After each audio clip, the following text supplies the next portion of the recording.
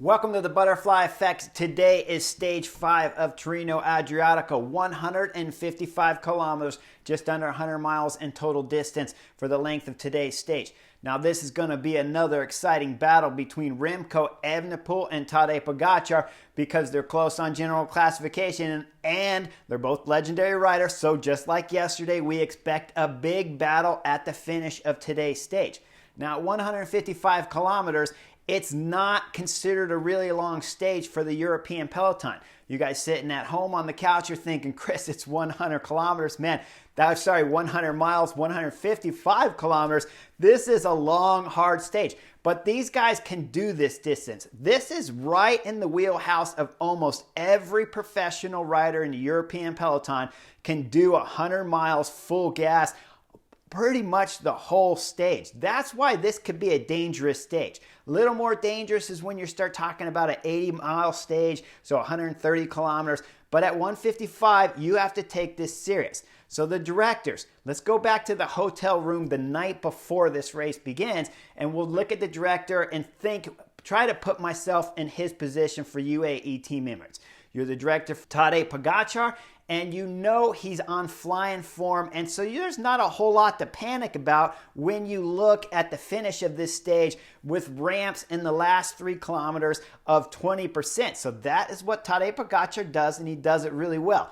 The problem is, with it being a short stage, it's going to be a big break that goes up the road. It's always that way. You cannot control the fact that it's going to be a big break because at this point in the stage, on stage 5, there's a lot of riders down on general classification. So the director, when he's sitting in the room, he knows it's going to be a big break. Now, what's his most important thing that he wants to look at if a big break like today is established? Well, right away, the director is going to ask himself, who is the best rider in the break of tomorrow's stage that could be a threat to UAE Team Emirates? Now, when we get into today's stage, we look at that group of 12 that got up the road, and when the racing started with 90 kilometers to go, we're going to see a group of 3 and the group of 9 come together. Now it's 12. So best rider in that group of 12, Benjamin Thomas from Cofidis, is the biggest threat, just over a minute. I believe 1 minute and 8 seconds down on Tadej Pogacar. So now when the director last night's thinking he should know right away to prepare himself for who to look for as the best rider, he's going to figure it out. It's Benjamin Thomas. And now he knows UAE Team Emirates are in a bit of a dilemma. At 1 minute and 8 seconds back on general classification, that means UAE Team Emirates have a big threat in that group of 12. And because it's a big group of 12, they're going to have to do a lot of work on today's stage. Now, last night in the director's room, he was probably hoping when he looks at a break like this that there wouldn't be a big threat on general classification from one of the teams up there. And he has that. He has that with Jumbo-Visma missing the move. That is a big card. When the UAE Team Emirates director is looking at the results here of that break of 12, he's thinking, okay, there's no Jumbo-Visma. We don't have to panic, but we got to worry a little bit about the 1 minute and 8 seconds of Benjamin Thomas. So UAE Team Emirates is on the front, and they're going to be spectacular throughout this stage. I love their tactics. It was fantastic, especially when you look at that group of 12 with Velasco from Astana in there, Maurice from Alpecin Phoenix is there, Jonathan from Drone Harper is there, Vincenzo Albanese from Iolo is there, and he's got a teammate in Francisco Gavezi. Nelson Oliveira, Movistar, my old teammate from Radio Shack days, he's in there. Quick Step have Davide Ballerini in there. Now the director from UAE Team Emirates needs to worry about him too, right? Because if they make it to the finish, you know Remco Evenepoel is going to try to attack somewhere. With Davide Ballerini up there, there's a possibility of always those two joining together if Remco was able to get away from Tadej Pogacar near the finish of today's stage. That's another factor that the DS had to think about last night before he went to bed, and now he should know right away in that group of 12 with Ballerini there, that's a possibility of having the GC threat jump across to his teammate up there. Besides Davide Ballerini, you have Warren Barguil from Archaic Samsic, Clement Rousseau, his teammate, Valentin Ferrand from Total Energies. You might remember Valentin Ferrand from yesterday's stage because he was going solo and was caught just at the beginning of the final climb with about 5 kilometers to go on yesterday's stage. So we know he's in flying form. When you start looking at this group of 12 and you throw in the Trek Segafredo rider, Gianluca Brambilla, you can see there's a lot of power up there. When you're the UAE Team Emirates director, again, when you're looking at this group with Quick-Step having a rider of Davide Ballerini in there, his sole job could be two things. It could definitely be to drive this break as hard as it possibly can to put maximum effort on UAE Team Emirates chasing from behind. And then, of course, like I already told you, of having Remco Evenepoel jump across to Davide Ballerini. Now that group of 12 is working fantastic, and UAE Team Emirates have the next dilemma that's starting to take shape in today's stage. As the gap is starting to go up to 3 minutes and just over, we see that Jumbo-Visma is playing a fantastic card in the back. That card is not stressing out and getting on the front and trying to help UAE Team Emirates. Now, all the time when you're watching bike races, especially right now with the domination of the two Slovenians, Tadej Pogačar and Primož Roglič, every announcer, every commentator that you're listening to is saying, how can teams beat Tadej Pogačar? This is how you do it, okay? This is a magnificent stage on how you beat Tadej Pogačar. If you're Jumbo-Visma, you do not work on the front. And that's what they do. Jumbo-Visma's doing a fantastic job. Remember, they have no one in the break. They still have a threat on GC, a possible chance of winning here at Tirreno Adriatico with Jonas Vingegaard. But they're not going to panic. They're going to make UAE Team Emirates do all the work. Behind in that peloton group, you don't see any other teams getting on the front with the exception of UAE Team Emirates. And this I really want to point out, UAE Team Emirates is doing an amazing job because ever since the days when the UCI cut the team list down to 7 from 10. Remember, when I was racing, it was 10, then it was 9, then it was 8. Now it's teams of 7. When they cut it down to 7, this is the beauty of having only teams of 7.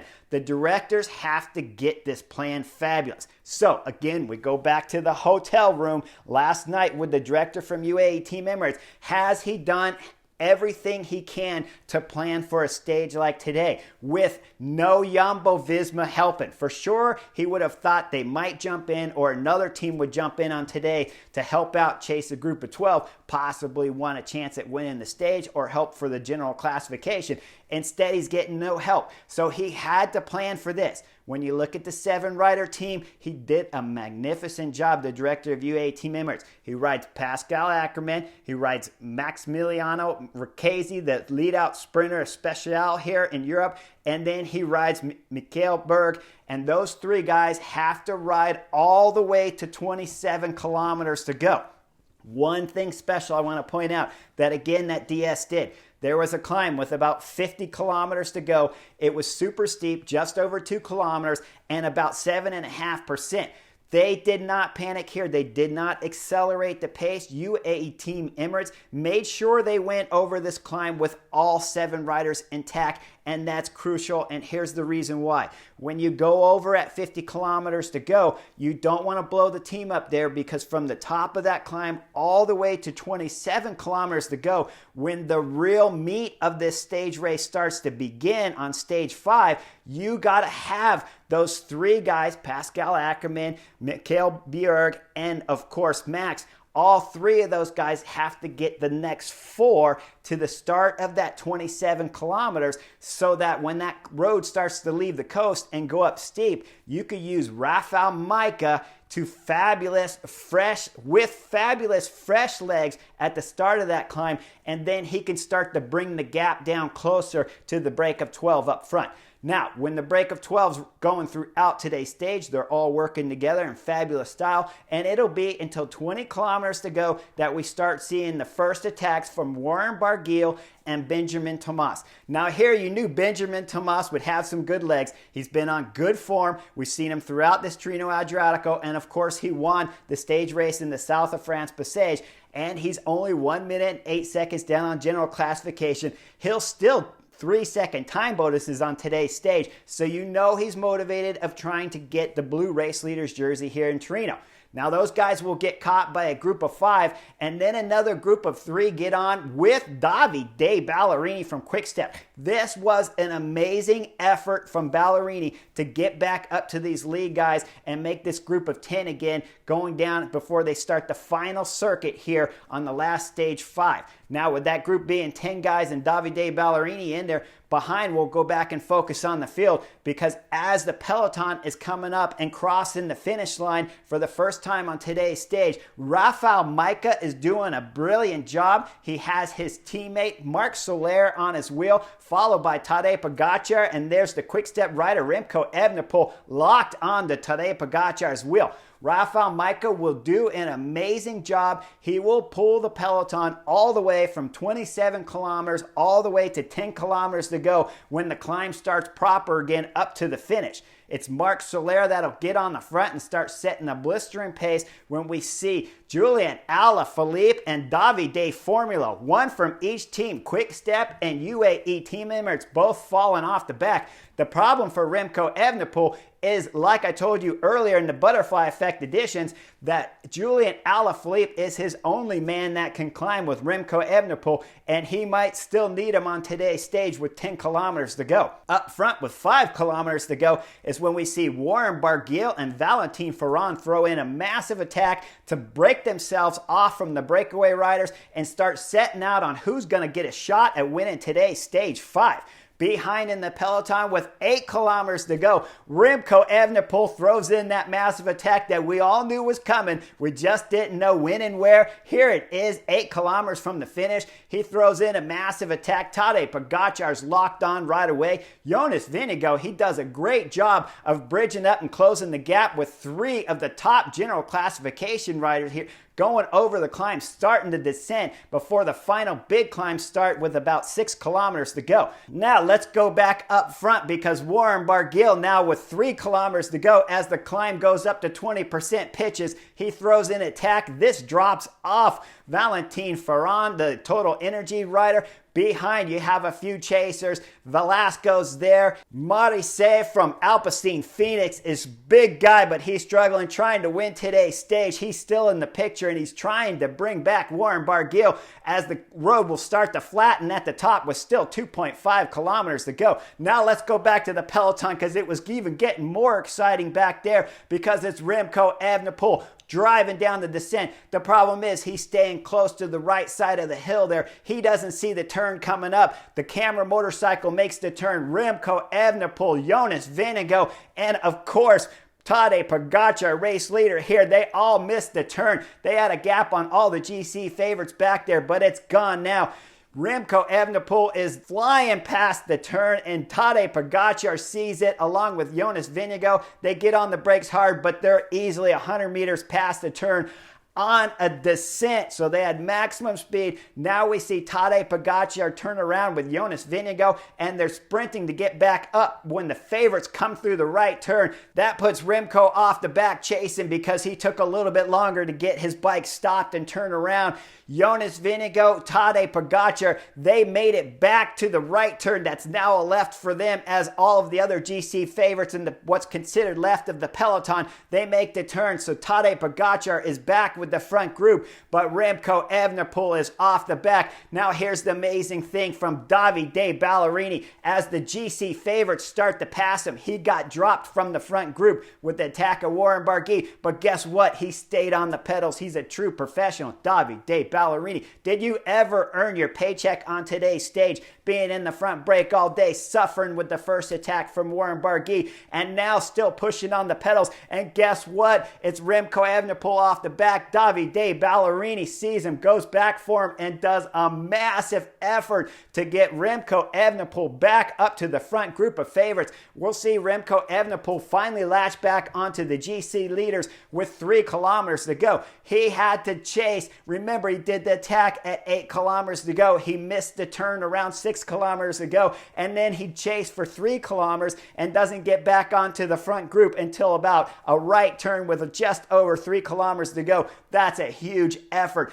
And with 3 kilometers to go, like I told you, with the attack of Warren Barguil, it's 20% climbs. got to believe Remco Evenepoel's legs are hurting right now at this moment. As we go back up to the front group, it's Warren Barguil as he crest over the top of the climb with just over 2 kilometers to go. It flattened out a little bit. He starts accelerating on the pedals. Valentin Ferrand got caught from the group behind. Warren Barguil is accelerating with every bit of effort and muscle he has left in the legs. It's a hard dig all the way to the line. The last 1.5 kilometers, cobbles, 20%, narrow roads, right, lefts. Behind, he's got 3 riders chasing him at just over 20 seconds. Nelson Oliveira, Zandro Marise from Alpecin Phoenix, and Velasco from Astana. They're still trying to get back to win this stage. With 300 meters, it's a right turn, and its road is still going up. We'll see Warren Barguil look back over his shoulder. Warren Barguil looks secure to grab a big World Tour win here for his career. It's been a long time, Warren Barguil. Congratulations. This was a big victory for Archaic Samsic, who had not just 1 but 2 riders in the front group. I got to give a big special shout out to Clement Rousseau, who put in a big effort to set this all up for Warren Barguil. That is the upside with having teammates in a group of 12 like this.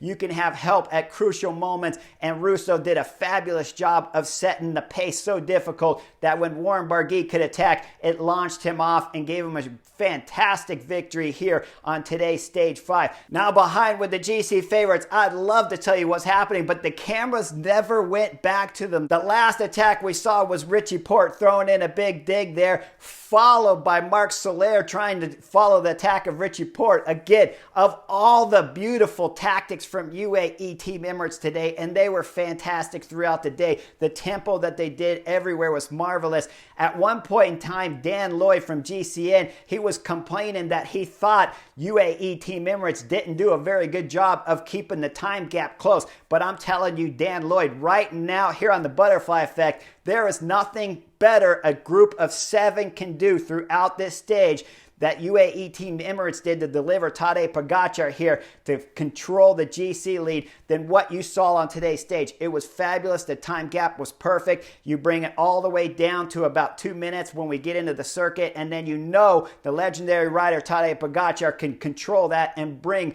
Benjamin Thomas time gap into a relative secure position. If not today, there's always tomorrow's monstrous stage to be able to drop Benjamin Thomas. But there is no better way to do it than UAE Team Emirates did, with the exception of the attack of Richie Porte followed by Marc Soler. I don't agree with that at all. I talked about that yesterday, and I still don't agree with it. But that was the last we saw on video of the GC favorites, was Richie Porte attacking. Now when we're watching Warren Barguil coming out at last corner and we're seeing the Ineos rider in the far background, I'm just sitting there on the couch wondering what is happening. Has Tadej Pogačar blown up? Has Remco Evenepoel blown up? We don't know until finally Warren Barguil wins the stage. Second on the stage, Zandro comes through. Then it's Velasco from Astana. And then Nelson Oliveira from Movistar comes through at 4th. And then hot on the heels is Richie Porte from Ineos. Now just behind him, though, is all the big GC favorites. Tadej Pogačar not only protecting his lead, but holding off all of the attacks from the GC favorites. Even after missing the right turn with 6 kilometers to go, he has the legs to keep himself in contention, hold the race leader's jersey, and fight for another day. Remco Evenepoel, wow, you were fantastic today's stage. The attack with 8 kilometers to go, amazing. You missed the turn, but I'll forgive you for that. We've all had that happen throughout our career. You got back on after 3 kilometers of chasing and stayed with Tadej Pogačar all the way to the finish to not lose any time on the general classification and give your shot at still winning here at Tirreno Adriatico for tomorrow's stage 6. Now in the top 10, we had a big shakeup. Not first and second, Tadej Pogačar stayed in there, but it's our Insman, the DSM rider. I'm not familiar with him at all, but he's there 3rd on general classification. And Jonas Vingegaard has moved up too. The 2 big losers on today's stage, Filippo Ganna, of course, lost time, and Theo Gegenhardt lost a little time with his own teammate Richie Porte jumping over him on the top 10 general classification. Make sure you guys like and subscribe, because the action's going to be just as exciting on tomorrow's stage. 2 big mountain climbs to go over, and then a descent into the finish, and about 215 kilometers to ride. You know it's going to be an exciting day. You know Remco Evenepoel is not done fighting. You know Jonas Vingegaard is in there and going to try to light something up. Now we're in Jonas Vingegaard's real wheelhouse. All these stages before tomorrow's stage, they are kind of stages that are hard for a pure climber like Jonas Vingegaard. I know because I was one. So we always suffered on these real explosive climbs when you're talking about riders like Julian Alaphilippe, Remco Evenepoel, and Tadej Pogacar that you got to battle against. But tomorrow's stage is a real big favorite to Jonas Vingegaard, who is a pure climber. So look out for him tomorrow. And our Ensman. Why not look out for our Ensman? I don't know what he can do. I looked him up, checked his results. I don't see anything there that stands out of why he could be there on tomorrow's stage. But I don't see anything that stands out on why he's there right now, sitting third podium spot here at Tirreno Adriatico. So make sure you like and subscribe, and I'll see you guys on tomorrow's edition of Stage 6, Tirreno Adriatico.